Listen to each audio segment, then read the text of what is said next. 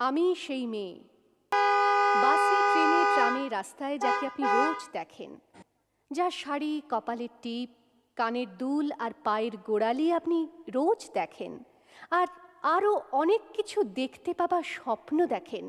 স্বপ্নে যাকে ইচ্ছে মতন দেখেন, আমি সেই মেয়ে।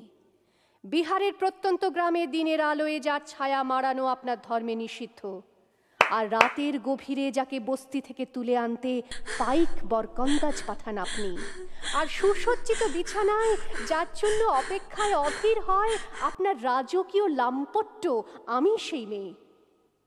আমি সেই মেয়ে, আসামের চা বাগানের ঝুপড়ি কামিন বস্তি থেকে যাকে আপনি নিয়ে যেতে চান সাহেবী বাংলোয় মধ্যরাতে, ফায়ার প্লেসের ঝলসে ওঠা আলোয় মোদির চোখে দেখতে চান যার অনাবৃত শরীর, আমি সেই মেয়ে।